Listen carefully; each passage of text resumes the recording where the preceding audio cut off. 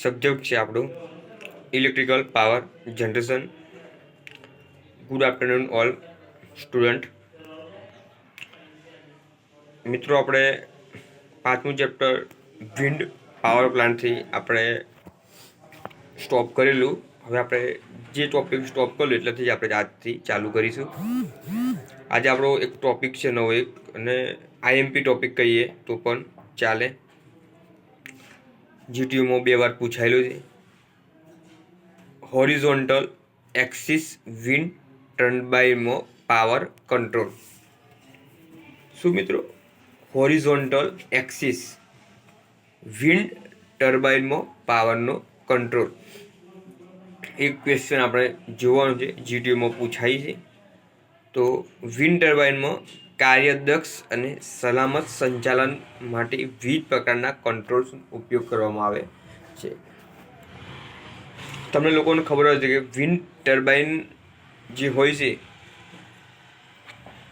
સલામત ના હોય, કે પવનની દિશા અને પવનનું જોર, એટલે પવનનું માપ, કેટલી સ્પીડથી પવન આવશે કોઈ ફિક્સ હોતું નથી. અને સીધું પવન જેટલી સ્પીડમાં હોય છે એની સાથે ટર્બાઇન સંકળાયેલું હોય છે. એટલે જો પવન વધારે સ્પીડમાં, લો સ્પીડમાં, એ બધું હેન્ડલિંગ કરવું હોય તો પહેલાં તો શું કરવું પડે કે ભાઈ જે વિન્ડનું ટર્બાઇન હોય છે એને સલામત રાખવી જોઈએ, એટલે સેફ રાખવી જોઈએ. જો વિન્ડ ટર્બાઇન કેવું થાય છે કે સ્પીડ એકદમ આવી જાય અને એકદમ ઘટી જાય તો આખું નુકસાન થવાનો ભય રહેશે. તો એ કરવા માટે પહેલાં આપણે તો વિન્ડ ટર્બાઇન હોય છે એને કંટ્રોલ કરવું પડે. તો એને કંટ્રોલ કરવાની રીતો છે. તો આપણે 4 રીતો કંટ્રોલ કરવાની રીતો ભણવાની છે. Axis pitch control, passive pitch control, active stall control અને પેસિવ સ્ટોલ કંટ્રોલ. યો કંટ્રોલનો ઉપયોગ કરી પાવર કંટ્રોલ. 5 રીતો છે. Active pitch control, passive pitch control, active stall control, passive stall control અને યો કંટ્રોલનો ઉપયોગ કરીને પાવર કંટ્રોલ. આ 5 રીતની મદદથી આપણે શું કરી શકીએ છીએ કે વિવિધ પ્રકારના જે આ ટર્બાઇન હોય છે એનું સંચાલન અને કંટ્રોલ કરી શકીએ છીએ. આ 5 કંટ્રોલરોની મદદથી આપણે વિન્ડ ટર્બાઇન છે, વિન્ડમાં જે ટર્બાઇન હોય છે એને કંટ્રોલ કરવા માટેની રીતો છે. આપણે સ્ટેપ બાય સ્ટેપ 5 રીતો જોઈશું. પહેલું છે એક્ટિવ પિચ કંટ્રોલ. તો જ્યારે વિન્ડ સ્પીડ તેની રેટેડ સ્પીડ કરતાં વધારે થાય, એટલે રેટેડ સ્પીડ આપણે કેવી રીતે રાખીએ છીએ 12 મીટર પ્રતિ સેકન્ડ, અને વિન્ડની સ્પીડ તેના રેટેડ સ્પીડ કરતાં વધી જાય, એટલે 12 કરતાં વધી જાય, એટલે 15, 16, 17 થઈ જાય, તેને લિમિટ તો શું થયું છે આઉટપુટ પાવર વધી જાય. કેમ કે સ્પીડમાં વધી જાય, પોખ્ય સ્પીડમાં ફરતો હોય એની બેઝ સ્પીડ, એટલે જે આપણે ગાડીની સ્પીડ હોય ને 40 થી 60 જેમ, એટલે એવરેજ કમ્પ્લીટ આપે, અને એના ઉપર આપણે 100 પર દોડાય તો ગાડીના ધુમાડા નીકળી, એટલે કહેવાનો મતલબ કે એનું પેટ્રોલ વધે. એમ આરમાં જેવું હોય છે, કોઈ ફિક્સ સ્પીડ હોય છે, એટલે 12 મીટર પ્રતિ સેકન્ડ આપણે લઈએ છીએ. એના કરતાં જો સ્પીડ વધી જાય તો શું થાય છે કે ભાઈ આઉટપુટ પાવર પણ કેવો થાય, વધે છે. કેમ કે એનો પાવર પણ વધી જાય અને ત્યારે શું થાય છે, તેને લિમિટ કરવા માટે બ્લેડને ઇલેક્ટ્રિક મોટરની મદદથી અમુક ડિગ્રી સુધી ઘુમાવવામાં આવે છે. જો આવું કેમ કરવામાં આવે છે? જો આવું ના કરીએ તો નુકસાન થાય છે. એટલે શું કરવામાં આવે છે, બ્લેડ એટલે પાંખ્યાને ઇલેક્ટ્રિક મોટર એનાથી ધક્કો મારી અને બીજી દિશામાં એક ફેરવી નાખવાની, એટલે પાછું કેવું થઈ જાય કે સ્પીડ પાછી કેવી ઓછી થઈ જાય ઓટોમેટિક.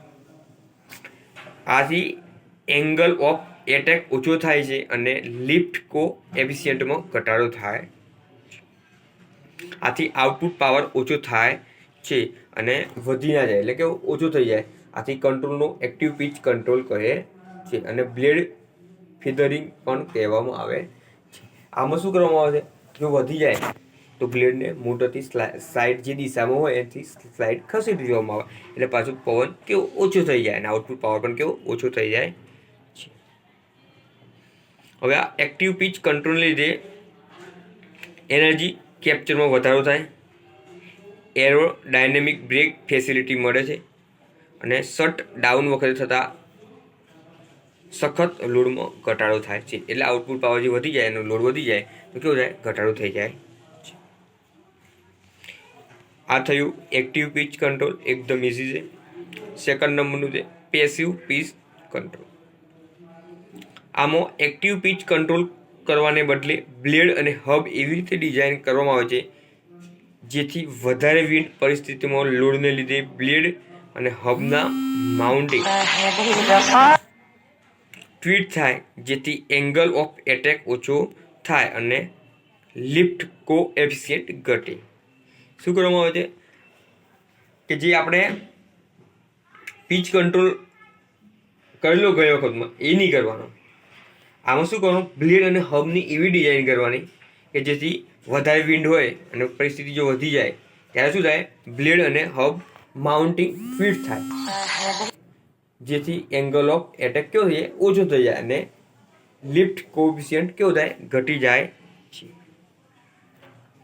લિફ્ટ કોએફિશિયન્ટ કેવું થાય, ઘટી જાય. ફરી કહું છું, આમાં શું કરવાનું તો ભાઈ પેલાની જેમ આપણે બ્લેડને બધું પીચ કંટ્રોલ કરવાનું નહીં. આમાં શું હબ અને બ્લેડની એવી ડિઝાઇન કરવાની કે જેથી પરિસ્થિતિ જો વધારે લોડવાળી પરિસ્થિતિ થઈ જાય તો હબ અને જે બ્લેડ અને હબ છે એ માઉન્ટિંગ ફિટ થાય, જેથી એંગલ ઓફ એટેક ઓછો થઈ જાય અને લિફ્ટ કેવી થાય, કોએફિશિયન્ટ એટલે ઘટી જાય છે. આ થયું પેસિવ પીચ કંટ્રોલ. ત્રીજા નંબર છે એક્ટિવ સ્ટોલ કંટ્રોલ. તો આમાં બ્લેડની પીચની શરૂઆતમાં સ્ટોલ કન્ડિશનમાં એટલે કે એક્ટિવ પીચ કંટ્રોલની વિરુદ્ધ દિશામાં રાખવામાં આવે છે. આમાં શું કરવામાં આવે છે, બ્લેડ હોય એટલે બ્લેડ એટલે આપણે પાંખ્યા હોય અને પીચ જે આપણે ભાગ કે જેમાં ફિટ કરેલા અને પીચ કહેવાય. તો શરૂઆતમાં સ્ટોલ કાઉન્સિલમાં એટલે કે એક્ટિવ પીચ હોય જે ચાલુ હોય એમાં કંટ્રોલની વિરુદ્ધ દિશામાં રાખવાનું. કેમ, તો આથી નેગેટિવ પીચ કંટ્રોલ હોય તો શું હોય, સીધું આવે ના જે પવન આવે અને સ્પીડની કેવું વિરુદ્ધ મારે એટલે પવન જે હોય એ રોકાઈ જાય. જ્યારે વિન્ડ સ્પીડ રેટેડ સ્પીડ કરતાં વધે ત્યારે શું થાય, રેટેડ સ્પીડ વિન્ડની સ્પીડ જેટલો આઉટપુટ જાળવી રાખવા માટે બ્લેડને એંગલ ઓફ એટેક ઓછો થાય એ રીતે ગોઠવવામાં આવે. શું થાય છે કે જ્યારે વિન્ડની સ્પીડ રેટેડ સ્પીડ કરતાં વધી જાય ત્યારે રેટેડ સ્પીડ જેટલું જ આઉટપુટ જાળવી રાખવા માટે બ્લેડનો એંગલ ઓફ એટેક ઓછો થાય એ રીતે ગોઠવવામાં આવે છે. એટલે કે જો સ્પીડ વધી જાય તો એંગલ હોય છે ને ઓટોમેટિકલી પાછું કેવું સાઈડમાં જતો એટલે પાછું કેવું સ્પીડ કેવી થઈ જાય, ઓછી થઈ જાય. એટલે એંગલ એટલે ખૂણો એક જાતનો કે આપણે ભાઈ આ દિશામાં પવન આવે છે આટલા ડિગ્રી પર એટલે 30 ડિગ્રી પર પવન આવે છે તો બ્લેડ હોય હબ ધીમે ખસી જાય એટલે પાછું કેવું પવન પાછું એ દિશામાં થોડો ઓછો આવે, એ દિશામાં જતું રહે એટલે સ્લાઇડ ખસી જાય એટલે પાછું કેવું થાય, જે આઉટપુટ હતું એ જ આઉટપુટ મળતું રહે આપણે કોન્સ્ટન્ટ. એક્ટિવ સ્ટોલ કંટ્રોલનો મુખ્ય ફાયદો એ છે કે રેટેડ વિન્ડ સ્પીડ પર બ્લેડ સ્ટોલ સ્થિતિમાં રહે છે. આપણે જે બેઝિક સ્પીડ હતી એના પર જ સ્થિર રહે છે, જેથી ગસ્ટની ઓછી અસર થાય એટલે ઘસારો ઓછો થાય છે અને પીચ એંગલની થોડી ફેરફારની જરૂર પડે છે. Passive stall control. ચોથું છે પેસિવ સ્ટીલ કંટ્રોલ. તો વિન્ડ ટર્બાઇનના પાવર કંટ્રોલની આ સરળમાં સરળ રીત છે. વિન્ડ જે ટર્બાઇન છે એની પાવર કંટ્રોલ કરી એની સરળમાં સરળ રીત છે.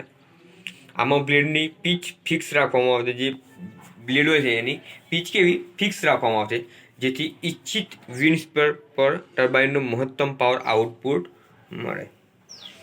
આ તો આમ વિચારે તો સરળમાં સરળ રીત કહેવાય. કેમ કે ભાઈ જે બ્લેડની પીચ ફિક્સ રાખવામાં આવે અને આથી શું થાય, આપણને ફાયદો શું થાય કે ઈચ્છિત વિન્ડ સ્પીડ પર ટર્બાઇનનો મહત્તમ પાવર આઉટપુટ મળે, જેટલો પાવર જોતો એટલો મહત્તમ મળે.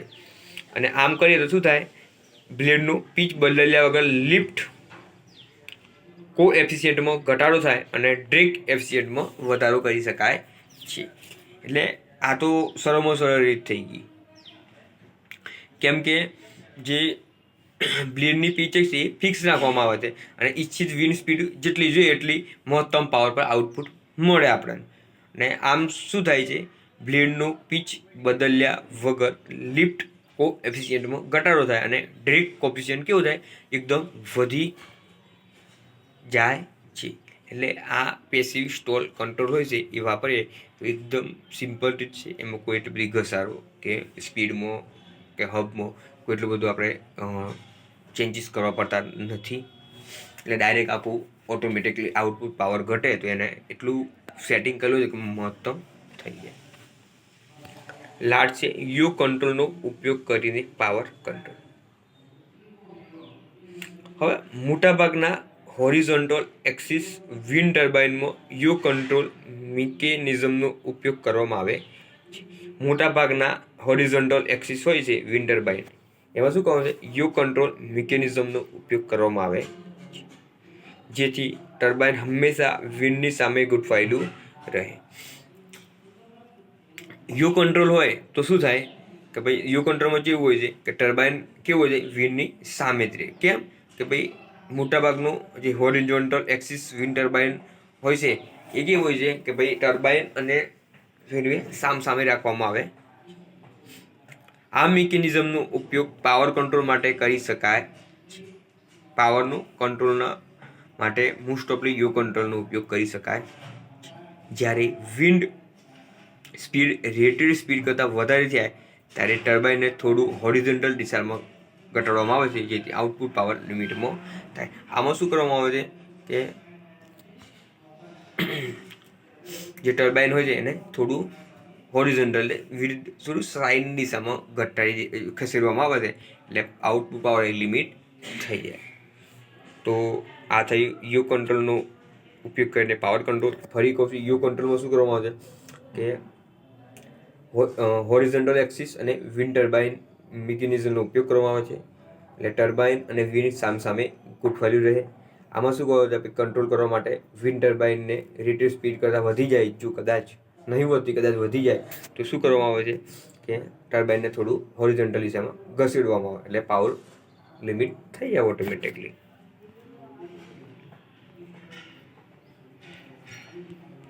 આ થયો આપણો ક્વેશ્ચન. ફરી એકવાર સમજાવી દઉં છું. હોરિઝોન્ટલ એક્સિસ વિન્ડ ટર્બાઇનમાં પાવર કંટ્રોલ, આવું પરીક્ષામાં પૂછાય છે કે હોરિઝોન્ટલ એક્સિસ વિન્ડ ટર્બાઇનમાં પાવર કંટ્રોલ સમજાવો. કઈ રીતે કરી શકો છો એ પણ પૂછાય કે પાવર કંટ્રોલ કઈ રીતે કરી શકો. તો એના માટે 5 રીતો છે: active pitch control, passive pitch control, active stall control, passive stall control, yaw કંટ્રોલનો ઉપયોગ કરીને પાવર કંટ્રોલ. પહેલું છે એક્ટિવ પીચ કંટ્રોલ. તો એક્ટિવ પીચ કંટ્રોલમાં શું કરવામાં આવે છે, તો બ્લેડ હોય છે એને મોટરની મદદથી અમુક ડિગ્રી સુધી ખસેડી દેવામાં. કેમ કે ભાઈ રેટેડ સ્પીડ કરતાં આપણી પંખીઓની સ્પીડ વધી જાય, એટલે આપણે પવનની સ્પીડ વધી જાય ડીસી ભાષામાં કહે તો આખું આઉટપુટ પાવર કેવું થાય, વધી જાય, અને પછી અસ્તવ્યસ્ત થઈ જાય. જનરેટરને બધું લિમિટ કરેલું હોય તો આખું નુકસાન થવાનો ભય રહે છે. એટલે આપણે શું કરવામાં આવે છે કે દરેક મોટરની મદદથી સાઈડમેનના પંખ્યા હોય ખસેડી દેવાના.